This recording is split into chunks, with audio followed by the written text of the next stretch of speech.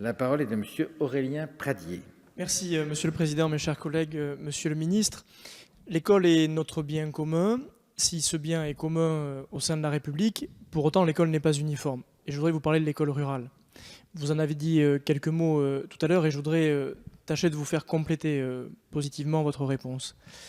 Je voudrais vous donner le cas et l'exemple du Lot que vous avez aperçu quelques instants lors de votre venue à l'occasion de la conférence des territoires à Cahors. Le Lot va perdre l'année prochaine 357 élèves.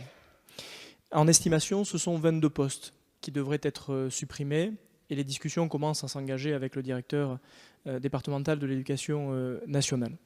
Cette perte de vitesse du nombre d'élèves dans le Lot est une vieille histoire.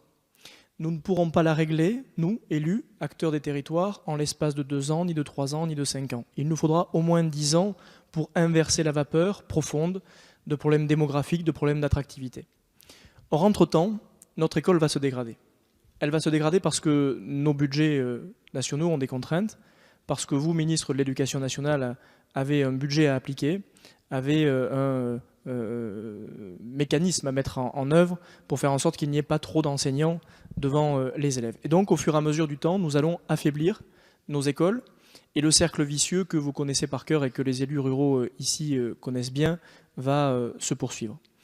Les contrats de ruralité, les conventions locales qui ont existé et qui vont se développer ne suffisent pas, Monsieur le Ministre. Le Lot en bénéficie et pour autant aucune solution n'a été trouvée. Pour 2 raisons. D'abord parce que le temps n'est pas assez long.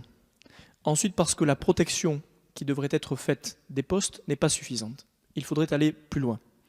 Mais aussi et enfin parce que durant le temps de cette préservation liée aux conventions, les acteurs locaux, les élus du territoire, n'ont pas pris toute la mesure de l'organisation. Aussi parce qu'ils n'en ont pas toutes les marges de manœuvre. En conséquence de quoi, Monsieur le Ministre, je voudrais vous poser 2 questions et vous faire une proposition.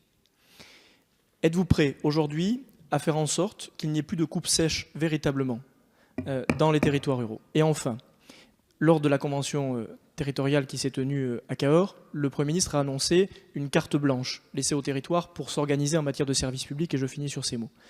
Monsieur le ministre, si vous acceptiez de nous laisser un peu d'oxygène durant 2 ans, nous accepterions, nous élus locaux, et je m'en fais fort, moi député, de prendre le relais et d'innover pendant ces 2 ans pour faire mentir les chiffres.